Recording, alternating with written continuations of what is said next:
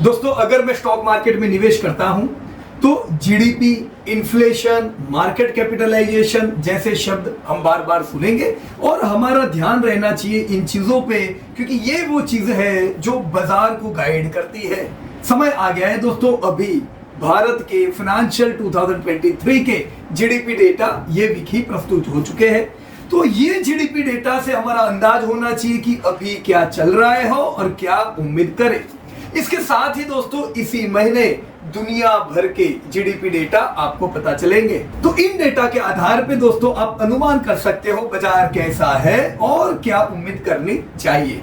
तो शुरुआत करते हैं हम जीडीपी डेटा से। दोस्तों, सबसे पहले हमें क्लियर कर देना चाहिए कि ये जीडीपी डेटा क्या है। दोस्तों, जीडीपी डेटा यानी मॉनेटरी वैल्यू में कोई भी कंट्री जो गुड्स या सर्विस प्रोड्यूस करता है, यानी उस कंट्री का टोटल बिजनेस हमें जीडीपी से पता चलता है। तो कौन सी कंट्री ने कितना प्रोडक्शन किया, फिर चाहे वो गुड्स में हो या सर्विसेज में हो, वो किससे पता चलेगा? जी हाँ दोस्तों, जीडीपी एक इंडिकेटर है कोई भी कंट्री के ग्रोथ को जानने का। दोस्तों, इन्वेस्टर जनरली अलग अलग कंट्री का जीडीपी ग्रोथ जान के तय करते हैं कि कौन सा कंट्री कितना ग्रोथ कर रहा है। दोस्तों, हम अगर वर्ल्ड जीडीपी डेटा देखें तो पिछले 10 साल का यहां पे हमने डेटा दिया है। पिछले 10 सालों में दुनिया का जीडीपी 76 ट्रिलियन यूएसडी से बढ़ के करीबन 100 ट्रिलियन यूएसडी पहुंच रहा है। अभी 100 पहुंचा नहीं है, अभी हम अगले साल पहुंच जाएंगे। हम ये कह सकते हैं कि पिछले 10 सालों में वर्ल्ड जीडीपी 2.8% से ग्रोथ हुआ है। अगर दोस्तों दुनिया का जीडीपी 2.8% से ग्रोथ हुआ है, दोस्तों ये दुनिया की कंट्रीज का और कंट्रीज से कंपनीज का ग्रोथ भी हमें बताती है इन द टर्म्स ऑफ वॉल्यूम।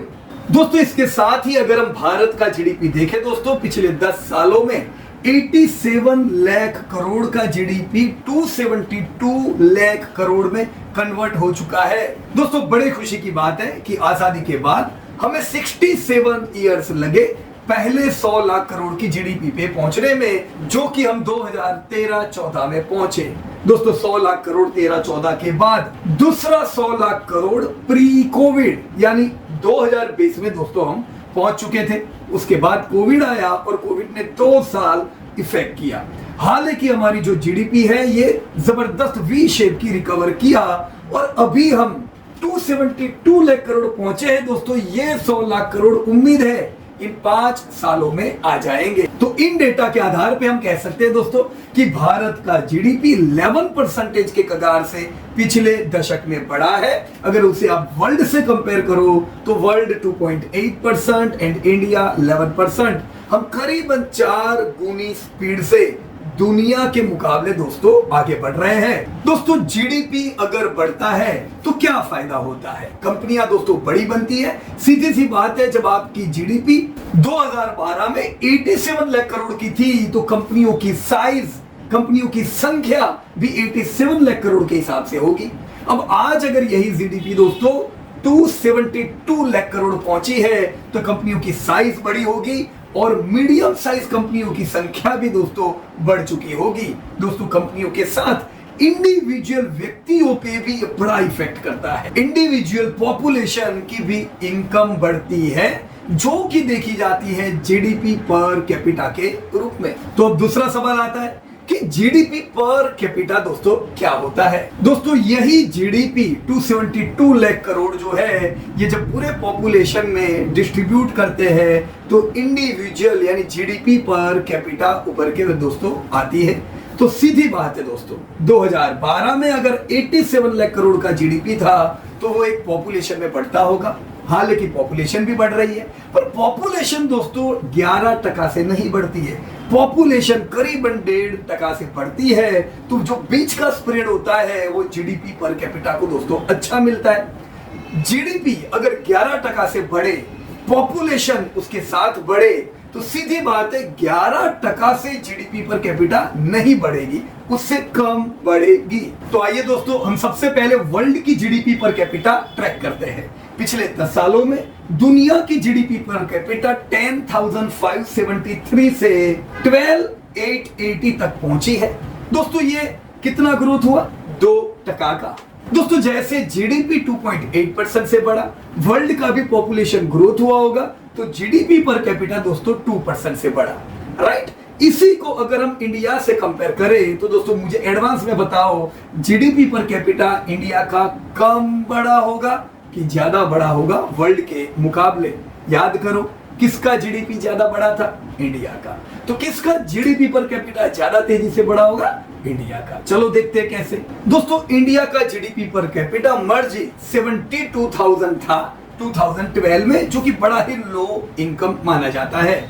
दोस्तों ये 1 लाख रुपए पहुंचा 2016 में, और आज अगर हम देखें तो 1,97,000 का दोस्तों इंडिया का जीडीपी पर कैपिटा दोस्तों पहुंच चुका है। तो हम ये अभी कह सकते हैं कि जो हमारी इनकम मर्ज 72,000 थी दोस्तों, 2 लाख रुपए अब एवरेज इंडियन की इनकम पहुंच रही है। अब ये इक्वली डिस्ट्रीब्यूटेड नहीं होता है इन रियल सेंस। जैसे मेगा सिटीज में जो लोग होते हैं उनकी इनकम बहुत ज्यादा होती है, रूरल में जो लोग होते हैं उनकी इनकम बहुत कम होती है। पूरा अगर हम एवरेज करें तो ये 2 लाख रुपए के करीब पहुंचता है, पर अभी भी हमारी इनकम 2 लाख नहीं है, और ये 1,97,000 भी जो है ये दुनिया के मुकाबले लो है। तो नेगेटिव पॉइंट क्या है? पर हेड इनकम इंडिया में लो है। पॉजिटिव पॉइंट क्या है दोस्तों? ये जबरदस्त तेजी से बढ़ रही है, जबकि दुनिया की इनकम सिर्फ 2% से बढ़ रही है। इंडियंस की इनकम आप देख सकते हो दोस्तों, 9% कगार से इंडियंस की इनकम बढ़ती जा रही है। मुझे पता है बहुत से लोग क्या कहेंगे, इनकम बढ़ रही है तो महंगाई भी बढ़ रही है। दोस्तों महंगाई इनकम की स्पीड से नहीं बढ़ती है, इन्फ्लेशन 2 से लेके 6% की तेजी से बढ़ता है। उसके सामने अगर आपकी इनकम 9% से बढ़ती है तो आपकी डिस्क्रिशनरी स्पेंडिंग दोस्तों बढ़ती जाती है और लाइफस्टाइल हमारी सुधरती जाती है। हालांकि दोस्तों 2030 आते आते इंडिया जो अभी लो इनकम कंट्री है वो अपने आप को अपग्रेड करेगा मिडिल इनकम कंट्री में। सो कांग्रेचुलेशन टू एवरीवन। अब दोस्तों इन डेटा के आधार पे अगर हम देखें तो जो भी कंट्री का जीडीपी ग्रोथ तेजी से बढ़ता है, मतलब वो कंट्री की कंपनी तेजी से ग्रो कर रही है, grow in the terms of sales. Individual व्यक्ति की इनकम बढ़ती जा रही है, वो कंज्यूम ज्यादा करते हैं। तो दोस्तों अगर कंपनियों का ग्रोथ बढ़ता है, इंडिविजुअल लोगों का ग्रोथ बढ़ता है, तो आपका बाजार पे भी इसकी पॉजिटिव इफेक्ट पड़नी चाहिए। लेकिन दोस्तों इसमें एक चीज है, जो ग्रोथ और पॉजिटिव जो आपका बाजार रहे उसके बीच में एक रेजिस्टेंस का काम करती है। ये वो चीज है जो कंपनियों की ग्रोथ को नीचा करती है, आपकी जेब में जो 1,97,000 आए उसे काट देती है। बताइए दोस्तों वो क्या है? Again an important economic term, inflation. दोस्तों इन्फ्लेशन क्या होता है? दोस्तों इन्फ्लेशन रेट और कुछ नहीं, पर जो चीजों के दाम over the period of time बढ़ते हैं उसे इन्फ्लेशन कहते हैं। तो हर एक देश में दोस्तों इसी प्रकार से इन्फ्लेशन गिना जाता है कि जो लोग कंज्यूम कर रहे हैं, मानो 100 रुपया उन्होंने खर्चा किया, एक तो वो कितने पे खर्चा कर रहे, कौन सी चीजों पे, और उनके दाम कितनी तेजी से बढ़ते हैं। तो ऐसे निकलता है दोस्तों इन्फ्लेशन। दोस्तों तो सबसे पहले यूएस का इन्फ्लेशन देखने को मिलता है, क्योंकि वो सबसे सक्सेसफुल कंट्री है जिसका जीडीपी दुनिया में सबसे अव्वल है, सबसे हाई प्रोडक्टिव कंट्री। दोस्तों यूएस का अगर आप इन्फ्लेशन रेट देखो तो 2012 में, हमने सारे डेटा 10 साल के लिए है, 2012 में जीडीपी हमने देखा, हमने जीडीपी पर कैपिटा देखा। अब 2012 का इन्फ्लेशन 2% से ग्रोथ हो रहा था। अगर दोस्तों इन्फ्लेशन यानी महंगाई 2% से बढ़ती है तो अंदाजा कीजिए इनकम अगर आपकी 3% से बढ़े, महंगाई आपकी 2% से बढ़े, तो भी आपके पास 1% का स्प्रेड रहता है, जो रियल में दोस्तों हमारा ग्रोथ है। पर यहां पे हम देख सकते हैं कि जो 2% का महंगाई दर था वो पिछले साल यूएस का 6.5% पहुंच चुका था। दोस्तों महंगाई का जो दर है वो 2 to 4 की रेंज में बराबर है। 4 से ऊपर जब निकलता है तो उसे डेंजर जोन माना जाता है, 4 से 6 ये पूरी जोन डेंजर। क्यों? क्योंकि 4-6% से हम इनकम को हर बार नहीं बढ़ा पाएंगे, राइट। तो इनकम से ज्यादा महंगाई नहीं बढ़नी चाहिए। अगर महंगाई 4% 6% से बढ़े तो आपका एक बहुत बड़ा पोर्शन इनकम का या कंपनी के बेस में कंपनी का देखे तो कंपनी का बहुत बड़ा ग्रोथ खा जाती है, राइट। तो ये केस में हमने देखा कि यूएस का इन्फ्लेशन जबरदस्त हाई था। दोस्तों ये यूएस का अकेले का नहीं, दुनिया के develop countries, developing countries week country, सारी कंट्री में ये हाल था। इन्फ्लेशन ने पिछले 2 साल जबरदस्त हैरान किया। और जी हाँ दोस्तों, यही वो इन्फ्लेशन है जिसकी वजह से पिछले साल दुनिया भर के बाजार गिरावट में आए। दोस्तों बाजार क्यों गिरे? ग्रोथ तो हमने देखा ऑलरेडी था, पर ग्रोथ महंगाई बढ़ने से थोड़ा धीमा हुआ। उसके साथ महंगाई आपका सारा पैसा खा गई, कंपनियों का पूरा पैसा खा गई, तो ना कंपनी के प्रॉफिट बढ़े ना आपकी बचत हुई। हम कम कंज्यूम करने लगे, डिस्क्रिशनरी स्पेंडिंग हमारा कम हो गया और कंपनी के प्रॉफिट कम आने लगे। इसकी सीधी इफेक्ट दोस्तों आपके बाजारों पे पड़ती है और हमने देखा पिछले 2 सालों में बाजार जबरदस्त गिरे। इसमें दोस्तों ज्यादा कौन से बाजार गिरे? ज्यादा वो बाजार गिरे जहां पे ग्रोथ कम था। यूएस का, यूरोप का हम देखते हैं ग्रोथ बड़ा कम था। इन्फ्लेशन ने सारा पैसा खा लिया, आपका बाजार में जबरदस्त गिरावट देखी गई। अब इंडिया में ग्रोथ फिर भी उन लोगों से बहुत ज्यादा था, इन्फ्लेशन पैसा तो खा गया, तो यहाँ पे भी दोस्तों बाजार आपका नीचे आया, पर हमारा बाजार उन लोगों से काफी हद तक स्ट्रॉन्ग रहा, राइट। तो इंडिया में भी इन्फ्लेशन तो था। अब देख सकते हो इंडिया के डेटा दोस्तों, लास्ट ईयर 7.8% हमारा इन्फ्लेशन रेट आ चुका था पिछले साल मार्च महीने में। तो ये वो समय था जो बड़ा ही मुश्किल था। आपके हाथ में जो पैसे लगे वो ना बचे, क्योंकि हर एक चीज महंगी आएगी। सिमिलर वे कंपनियां जो धंधा करती है, वो जो रॉ मटेरियल लाती है वो भी उनको महंगा मिलेगा, तो कंपनियों के खर्चे भी बढ़ गए और आपकी कंपनियों के प्रॉफिट सीधे डाउन आ गए। बाजार में आपने इसी के तहत 3-1000 पॉइंट का गिरावट देखा। पिछले कुछ महीनों से इन्फ्लेशन वापस से सेटल हो रहा है। आप अगर दोस्तों मार्च महीने का इन्फ्लेशन देखो तो 7.8 से कम होके 5.7 आया। 5.7 भी हाई है, 6 के करीब है, पर कम से कम हम 4 to 6 की रेंज में दोस्तों पहुंचे। This was positive thing. अब ये महीना जो अभी जो लेटेस्ट इन्फ्लेशन के डेटा आए, अब देखो दोस्तों 4.7%, यानी और इन्फ्लेशन कूल ऑफ हो रहा है। तो ये दोस्तों आपके बाजारों के लिए जबरदस्त गुड न्यूज है। देखो ग्रोथ हमारा बढ़िया आ रहा है, इन्फ्लेशन यानी खर्चे हमारे कम हो रहे, तो इसी के तहत प्रॉफिट जो पिछले साल धराशायी हुए थे, टूटे थे, इस साल आप जबरदस्त उसमें ग्रोथ देखोगे। अब दोस्तों इसकी इफेक्ट हम कैसे देखें? दोस्तों इसकी इफेक्ट देखने के लिए एक मार्केट कैप नाम का टर्म है। मार्केट कैप या आप स्टॉक इंडेक्स बोलो। मार्केट कैप यानी क्या? दोस्तों मार्केट कैप यानी आपकी कंट्री की जितनी कंपनीज है लिस्टेड, उनके जितने भी आउटस्टैंडिंग शेयर्स हैं, वो शेयर को खरीदने के लिए मुझे कितना पैसा चाहिए। तो कैसे आएगा? Number of share multiply by current market price. तो दोस्तों मार्केट कैप सीधा रिफ्लेक्शन है कोई भी कंपनियों के वैल्यूएशंस पे। मार्केट कैप से पता चलता है कोई भी देश की लिस्टेड कंपनियां टोटल कितने वैल्यूएशंस की है, और ये इंडिविजुअल कंपनियों के लिए भी देखा जाता है। दोस्तों इसी प्रकार से दूसरा एक टर्म भी यूज होता है और वो है इंडेक्स। दोस्तों इंडेक्स क्या है? जैसे आप सुनते हो निफ्टी, आप सुनते हो डाउ जोन्स, आप सुनते हो निफ्टी बैंक, ये इंडेक्स क्या होते हैं? दोस्तों ये आपकी आसानी के लिए बनाए गए हैं ताकि आपको पता चले कि होगी इंडिया के मार्केट में हजारों लिस्टेड कंपनियां, पर मैं ये कैसे जानूं कि आज का बाजार कितना टूटा या पिछले 10 साल में बाजार कितना चला? दोस्तों ये जानने के लिए इंडेक्स बनाए गए हैं। जैसे निफ्टी 50 हो गया, तो इन्होंने top 50 free float market capitalization की 50 कंपनी लिस्ट आउट कर दी और उन्हीं लिस्टेड 50 कंपनियों से एक इंडेक्स बनाया निफ्टी 50, ताकि ये टॉप 50 कंपनी जो करीबन 50% वेटेज रखती है टोटल मार्केट कैप का, आपको अंदाजा आए कल बाजार कैसे थे या पिछले 10 सालों में बाजार कैसे रहे। तो दोस्तों आप इंडेक्स से भी जान सकते हो बाजार कैसे है कोई भी कंट्री के, आप मार्केट कैप से भी जान सकते हो। ऑलराइट, सो दोस्तों हम दुनिया भर के मार्केट कैप ट्रैक करते हैं। जैसे यहाँ पे वर्ल्ड मार्केट कैप दिया हुआ है, दुनिया भर की सारी कंट्रीज को मिला के मार्केट कैप 2012 में दोस्तों 55 USD ट्रिलियन का ये मार्केट कैप था। आज अगर हम देखें तो ये मार्केट कैप 117 ट्रिलियन USD का हो चुका है। तो अंदाजा लगाइए दुनिया भर की जीडीपी 100 ट्रिलियन के करीब और उनका मार्केट कैप 117 ट्रिलियन के करीब। तो दोस्तों मार्केट कैप जीडीपी के साथ चलता है। जीडीपी टूटेगी मार्केट कैप टूटता है, GDP positive market cap positive. तो ये डेटा के हिसाब से हम देख सकते हैं कि वर्ल्ड मार्केट कैप पिछले 10 सालों में 8% से बढ़ा है। अब इतना जान लो दोस्तों कि मार्केट कैप बड़ा वॉलेटाइल होता है। ये हो सकता है कि ज्यादा ग्रोथ करे पॉजिटिव समय पे, और ये भी हो सकता है कि ये जबरदस्त धराशायी हो नेगेटिव जीडीपी ग्रोथ में। जीडीपी टूटेगी खाली आधा टका, पर आप मार्केट कैप में 5-10 टका की मूवमेंट नेगेटिव देख सकते हो, राइट। तो जीडीपी और मार्केट कैप की वॉलेटिलिटी में बड़ा डिफरेंस देखा जाता है। अब दोस्तों हम इंडिया का मार्केट कैप देखते हैं। दोस्तों भारत का मार्केट कैप 2012 में 62 लाख करोड़ का था, 62 लाख करोड़।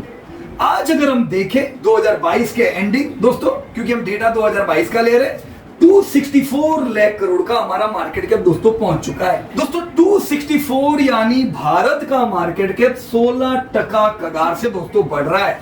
यही मैंने दोस्तों आपको पहले बताया, जीडीपी से ज्यादा तेजी से मार्केट कैप बढ़ेगा पॉजिटिव टाइम में।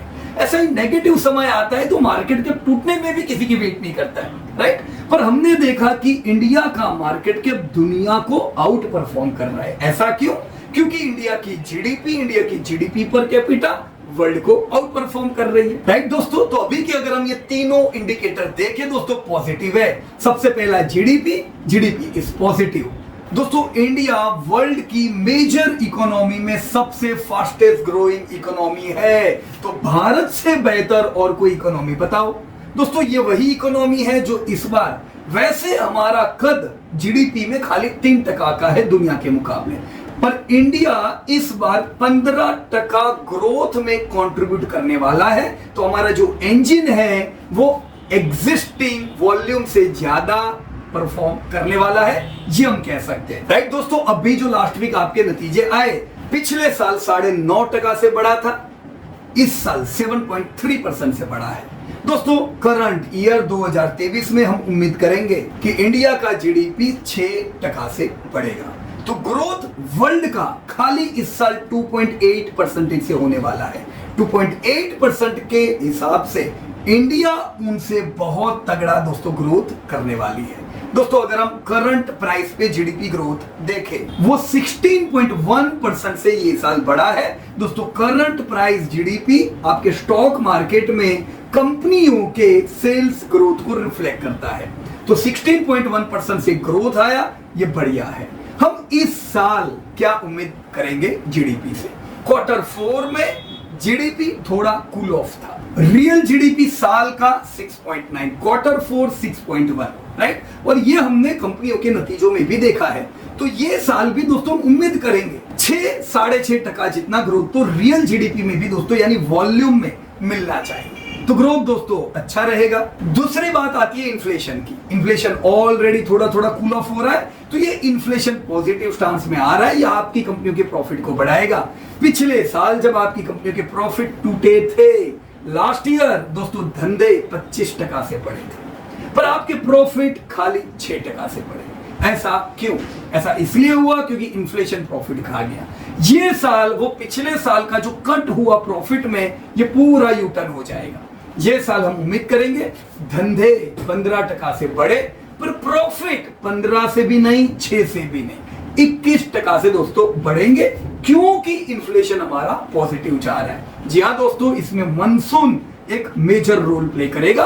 तो आने वाली नजरें हमारी मानसून पे रहनी चाहिए। अगर नॉर्मल मानसून रहता है तो ये बातें बिल्कुल सच रहेगी कि इन्फ्लेशन कम आएगा, डिमांड बढ़ेगी। और तीसरा इंडिकेटर जीडीपी पर कैपिटा, तो ऑलरेडी जीडीपी के साथ बढ़ता जा रहा है। सो ये सब डेटा से क्या उम्मीद कर सकते हैं दोस्तों?